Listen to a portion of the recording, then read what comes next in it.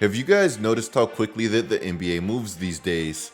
Teams flip entire rosters in what feels like minutes, players switch jerseys faster than ever, and franchises swing from contenders to pretenders or vice versa practically overnight. Just look at the Golden State Warriors. A few months back, they landed Jimmy Butler in a blockbuster deal, and suddenly a team that looked stuck in neutral took off, ripping off an impressive 23-7 run to close out the regular season. Before Jimmy arrived, the Warriors felt drained of talent, and even Steph seemed unsure if desperately chasing wins was worth it. Desperate trades or desperate, moves that deplete the future. Like, there is a responsibility on allowing, keeping the franchise when it, in a good space and good spot when it comes to. Butler ignited something special in Golden State, briefly restoring their contender status. That is, until Steph Curry's body broke down from the sheer weight of carrying the team against the Minnesota Timberwolves in the conference semifinals. Still, at that time, hope was alive. Steph was eyeing a Game 6 return, and all he needed was playoff Jimmy to do a Miami-style playoff takeover, buying enough time for him to step back onto the court. Everything was lining up perfectly, or so Steph thought, because instead, the Warriors collapsed, dropping every game Curry missed and bowing out in just 5 games. Playoff Jimmy never arrived. Instead, it was Jonathan Kuminga who unexpectedly stepped up, battling against the defensive powerhouse, the NBA's 6th-ranked regular season defense, and the playoffs' 4th best defensive unit by rating. But how on earth does this happen? The same dude that Steve Kerr implied that he couldn't trust with heavy minutes if he had wanted any shot at winning, the same guy who was constantly battling DNPs, just outshined the guy who signed a fresh 2-year, $111 million payday. With Kuminga hitting restricted free agency fresh off of this series, the Warriors were staring down yet another nightmare scenario. Another supposedly promising young talent whose issues threatened to blow up right in their faces. Because just when the aging Warriors desperately needed a player with Kuminga's potential, Kuminga was already checked out, no longer interested in Golden State's vision. And somehow, that's not even the worst part, because as this unfolds, a darker, more unsettling truth begins to surface. But before we get into that, if you're feeling the video so far, smash that like button, hit subscribe, and ring the bell to stay locked in and keep more of this content coming. The Golden State Warriors' best players are Steph Curry, Draymond Green, and Jimmy Butler. And out of this trio, the youngest is Draymond Green, who just turned 35 in March. Draymond can still tilt games with his defense, but he's not dominating both ends like he once did. And the same goes for Jimmy. I'd love to say that Steph is in the same boat, but honestly, he still looks like that dude, capable of turning back the clock whenever he wants. Unfortunately for Golden State, their franchise savior is also their oldest star. Steph hit 37 this past March, and even though he makes Father Time sweat buckets, he hasn't quite found the fountain of youth just yet. That's exactly why this Jonathan Kuminga saga couldn't have come at a worse moment. He's got his problems and occasionally puts up numbers that feel emptier than the calories in the junk food that I eat. But name a young talent who hasn't stumbled a bit along the way. The Warriors know, deep down, that Kuminga's exactly the kind of fresh legs and upside that they need on the court right now. ESPN recently emphasized how valuable that Kuminga could be for this Warriors team, giving them vital scoring bursts when the vets need a breather, which is exactly what Steve Kerr has been reportedly preaching to him lately. Kerr himself has stepped up to try and salvage the relationship, but from Kuminga's perspective, the Warriors' recent efforts feel like desperation. Just another case of trying to close the barn door after the horse is already bolted. According to Shams, Jonathan Kuminga reportedly thinks that the Warriors have stalled his development, and no potential young star wants to suit up for a team or a coach that they feel has kept them stuck in neutral. From Kuminga's perspective, this whole thing looks messy, almost personal. The Warriors knew the most pivotal offseason of his young career was on the horizon. So how did they prepare him for it? they brought in a player at his exact position. Not just any player, a superstar. They handed him a $111 million check without hesitation. And then, as if that wasn't loud enough, they basically said that the two of them couldn't function together on the court.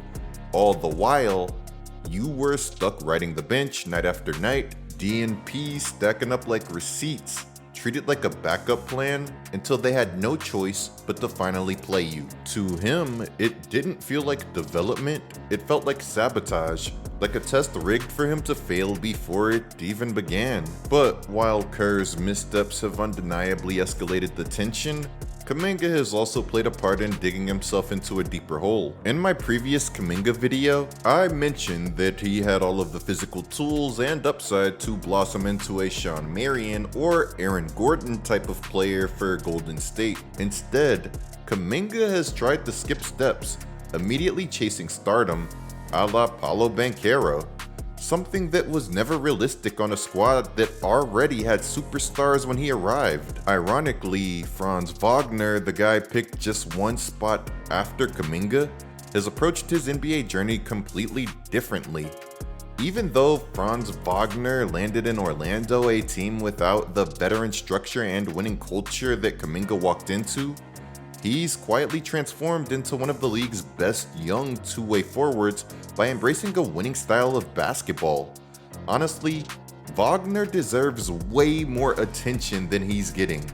Whenever people mention the Magic, they immediately talk about Paolo Banchero, even though Wagner has arguably been the better all-around player. And I love Paolo, but I'll say that again for anybody who needs to hear it. Wagner, he didn't spend this summer worrying about restricted free agency or chasing down a payday. He locked up a massive 5-year, $270 million rookie max extension instead. Just like us, he's watched this situation play out at his own leisure. In a league where teams practically beg young talent to justify huge paydays, all Kuminga needed to do was embrace his role and make himself impossible to bench. Unfortunately, he handed Kerr every excuse that he needed to keep him sidelined. The truth is that this had turned into a lose-lose scenario for everyone involved, and that's something that I'm just going to have to keep reiterating.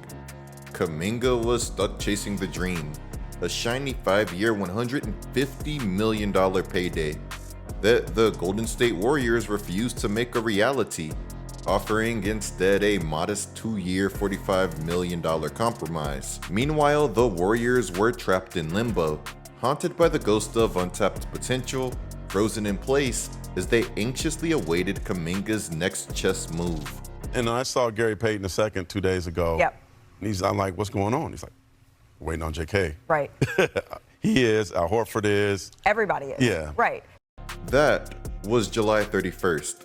According to Shams, Golden State essentially paused their entire offseason strategy because their plans revolved so heavily around resolving Kuminga's future first. Think about how crazy that is. It's like the Warriors hitched a ride with Kuminga to the gym, finished their workout, and now they're awkwardly standing by the exit, ready to leave, but helplessly waiting because Kuminga has the keys, and he's not going anywhere until he's good and ready. While to the public, Golden State continues to paint a picture of Kuminga being firmly in their future, with Tim Kawakami doubling down, saying that a summer trade is off the table.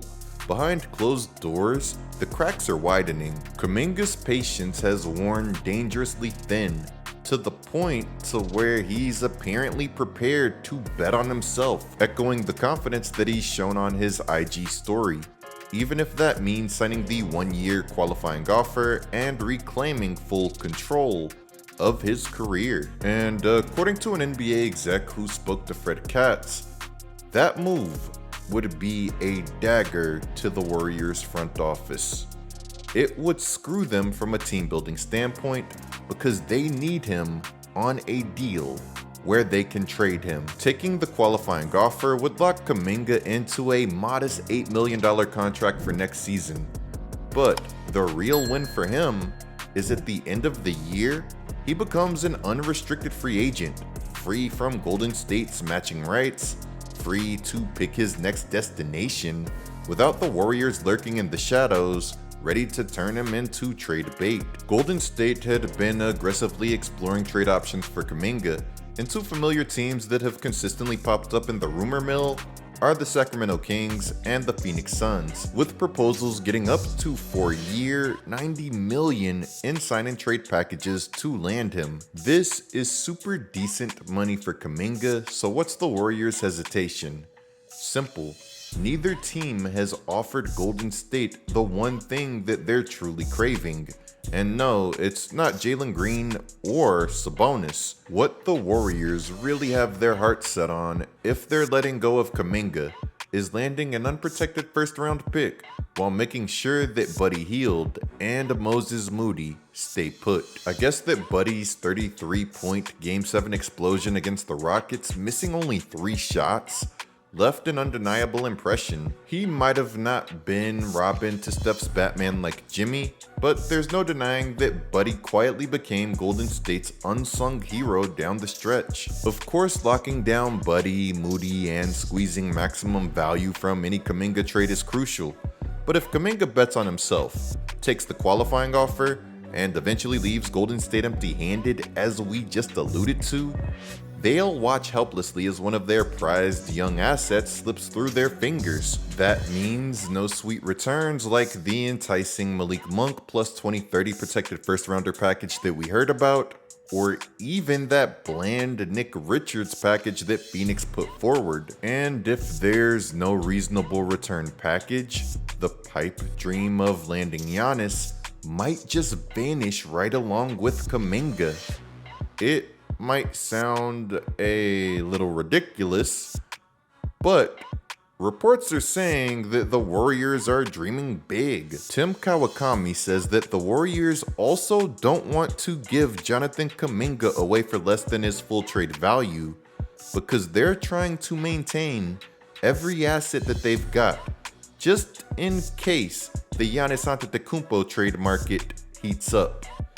Here I am again, outlining how unfortunate it is that Kuminga hasn't played up to his potential thus far in Golden State. Months ago, Steph Curry threw an exclusive All-Star Weekend party in San Francisco, and Giannis Antetokounmpo crashed as the only non-Warrior on the invite list. The two superstars already share the same agency, and Giannis hasn't exactly been shy about his Curry fandom. NBA insider Brian Windhorst even laid out a scenario where Golden State lands Giannis, provided he ever demanded a move exclusively to the Golden State Warriors. But as devastating as it would be to see Steph and Giannis teaming up, the odds of this dream duo coming together probably aren't worth betting your house on. As I jokingly say this, Shams is giving the Warriors some added hope. What is the latest on his future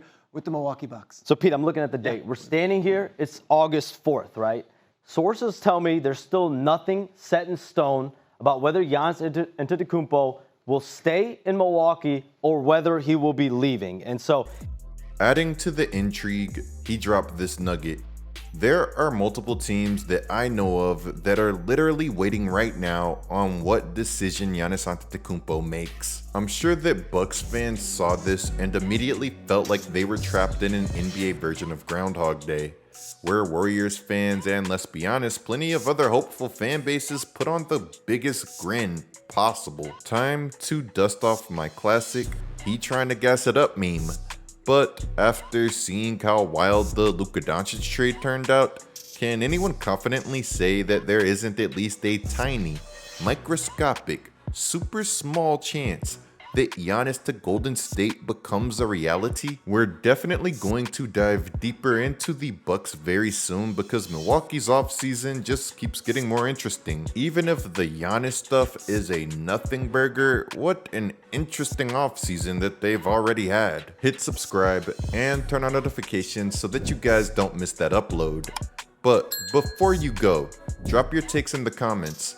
Is Giannis to Golden State pure fantasy, or is there at least something there? Given the Kuminga saga and an aging Warriors core, can Golden State still compete next season, Or are Steph Curry and this dynasty finally cooked? Anyways, there's some more going on in the basketball universe that we have to be covering. So clicking one of the videos that's on the screen right now is a great way to support this channel. I'm GetLikeCoop, bringing you guys the scoop until our next upload.